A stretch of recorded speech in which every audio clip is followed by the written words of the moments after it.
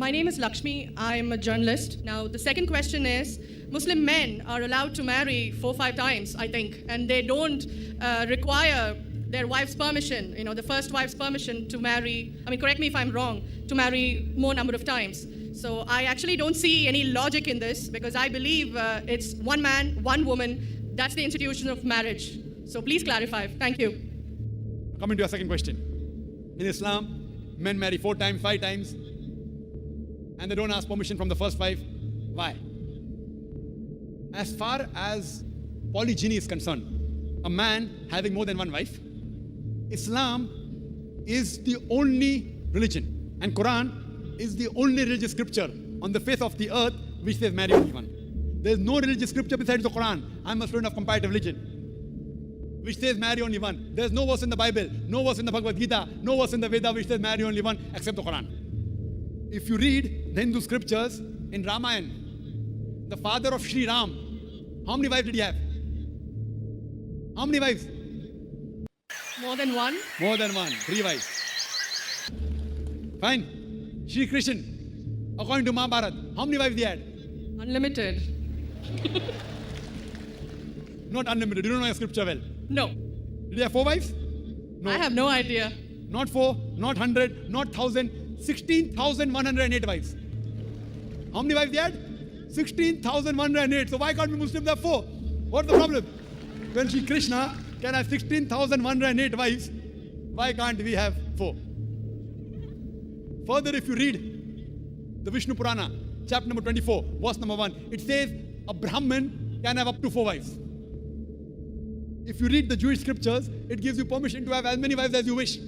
If you read the Christian Bible, it gives you permission to have as many wives as you wish. If you read the Bible, Abraham had 3 wives. Solomon, how many wives he had? He had 700 wives.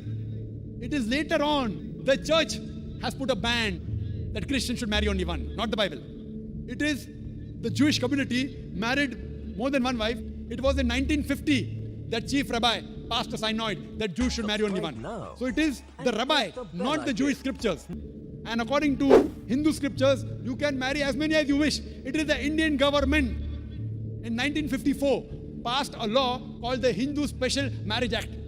Hindu Special Marriage Act, which says Hindus should marry only one. It is not the religious scripture. It is not Bhagavad Gita. It is not Ramayana. It is not Mahabharata. It is not Veda. It is the Indian Penal Code. The Indian government, which has passed a law in 1954 that Hindus should marry only one. But according to the statistics of the status of the women in Islam, if you read the government documents on page number 66-67, it says that Muslims do polygamous marriages. You know what is the percentage in India? 4.3%. How much? In India, 4.3% of the Muslim men do polygamous marriages. The statistic between 1951 to 1961. Hindus, how many?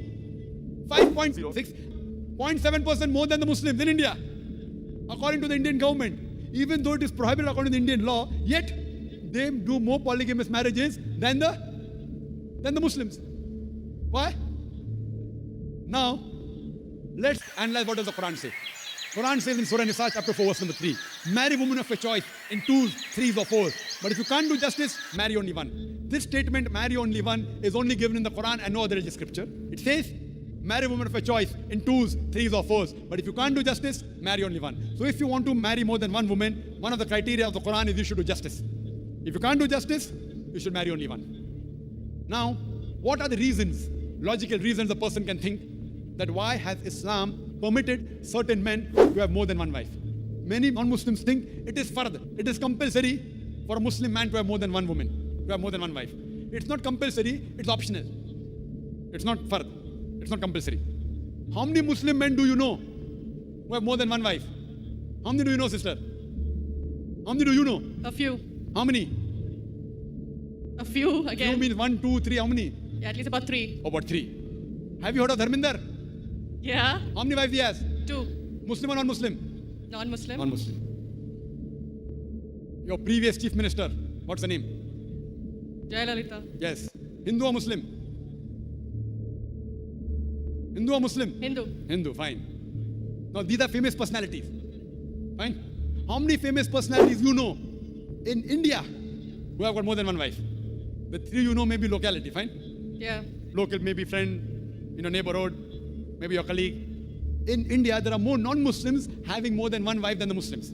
Now let us understand what are the logical reasons. Come back to logic now. Now, by nature, if you ask any medical doctor, he will tell you, male and female are born in equal proportion. Girls and boys are born in equal proportion. But any medical doctor, any pediatrician, any children doctor will tell you that the female sex, the female child is stronger than the male child. That's the reason there are more deaths in the male children as compared to female children. So in children's age itself, the female children are much more than the male children. As life grows on, there are people dying due to accidents, due to alcoholism, due to war.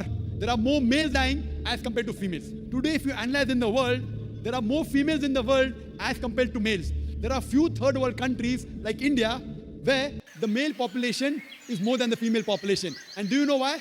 The reason is because of female feticide and female infanticide. According to an article, a program which came on BBC by the name Let Her Die, the program was assignment.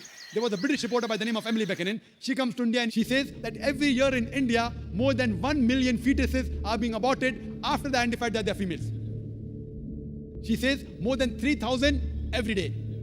You multiply, more than 1 million every year. According to the Tamil Nadu government hospital report, she gives the statistics. Out of 10 female born alive, do you know how many are put to death? 4. Sister, did you know that? Tamil Nadu, your state, your beloved state, according to the government statistics, out of 10 females born alive in the government hospital, 4 are put to death. There are billboards put in Rajasthan and here, which says that spend 500 rupees and save 500,000 rupees. You know what does it indicate? Spend 500 rupees, do ultrasonography, do amniocentesis, identify the child you're carrying as a female, abort her, and save 5 lakh rupees, 500,000 rupees. Maybe a couple of 100,000 upbringing her, and the remaining 100,000 in dowry. If you stop this evil practice in India, our beloved country, stop the female infanticide, stop the female feticide. Even in India, the population of female will be more than the male population. If you see the rest of the world, if you see New York alone, there are 1 million females more than males. In USA alone, there are 7.8 million females more than males. In UK alone, there are 4 million females more than males. In Germany alone, there are 5 million females more than males. In Russia alone, there are 9 million females more than males. And God alone knows how many millions of females are more than males throughout the world. Suppose I agree with your philosophy, sister. You said, 1 man, 1 woman. If I agree with you, sister, with your philosophy, 1 man, 1 woman. And suppose my sister happens to be in America, or your sister happens to live in America. And suppose the market is saturated. 1 man, 1 woman, saturated. Yet there will be 7.8 million females who will not find life partners. 1 man, 1 woman. Now the option for these 7.8 million females is either marry a man who already has a wife or become public property.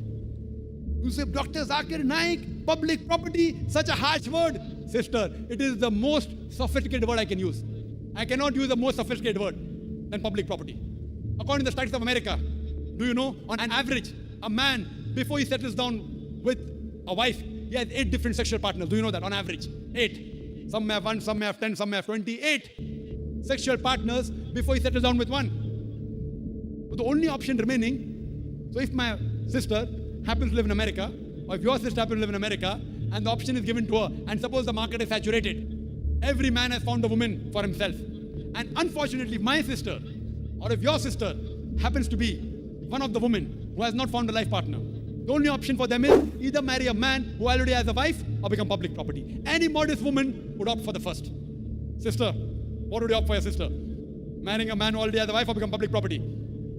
My sister's too young to be married. So when she grows up and if she happens to go to America, or if you happen to be in America, third choice. What would you prefer for her? You're the elder sister. Would you prefer her becoming public property or marry a man who already has a wife and get equal rights? In Islam, if you have a second wife, you give equal rights. In America, the public property has got no rights. She's degraded. She's dishonored. In Islam, she has the equal right. She gets honor. What would you prefer for younger sister when she grows up? Sometimes it's difficult to speak the truth, sister, correct? Especially in front of such a large audience. Anyway, I've got your answer, sister. Thank you. And your silence speaks for that. So that's the reason in Islam, sister, men have been allowed to marry more than one wife is to protect the woman, not to degrade her. Regarding a question, is it compulsory that the husband should take the permission of the wife? It's not compulsory because if she wants to protect, if that man wants to protect another woman, a normal woman, I agree with you, sister, no woman under normal circumstances, would like to share the husband. You have to agree. This is human nature. But if the woman is a good Muslimah, is a good Muslim woman, what she says, let a small loss take place to prevent a big loss. She will say, I know sharing my husband is a loss for me, but I would prefer letting a small loss take place for me to prevent my sister becoming public property. She's a good human being. So she would surely give permission to the husband to marry a second woman, if she's a good Muslim woman. But taking permission is not fard, it is preferable.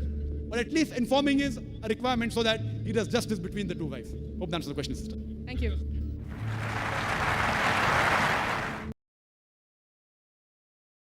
Subscribe now and press the bell icon. Never miss an update.